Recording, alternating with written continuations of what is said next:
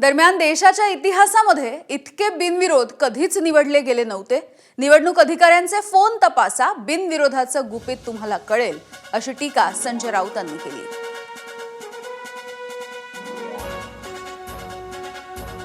निवडणूक आयोग हे या भ्रष्टाचारांच्या ताटाखालचं मांजर झालंय। हे पाळीव मांजर आहे निवडणूक आयोग, महाराष्ट्राचा आणि देशाचा। नोकर आहेत भाजपचे आणि या भ्रष्ट मंत्र्यांचे। जे कल्याण बानर्जी म्हणाले की Gyanesh Kumar is a servant of BJP, ते सत्य आणि महाराष्ट्रातले दोन्ही निवडणूक आयुक्तसुद्धा हे हरकामे आहेत, सरकारचे हरकामे। निवडणूक यंत्रणेला स्पष्ट सूचना होत्या।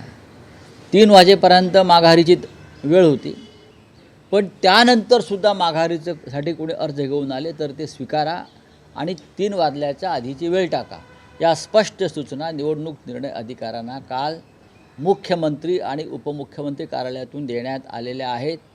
काल त्या संदर्भात मी एक ट्विटसुद्धा केलं आहे। मला माहिती आहे काही अधिकाऱ्यांनी मला फोन करून सांगितलं, हे ज्याला तुम्ही आरो म्हणता, निवडणूक अधिकारी म्हणता, त्यांचे फोन कॉल जे रेकॉर्ड्स आहेत ते चेक करा। एबीपी माझा, उघडा डोळे बघा नीट।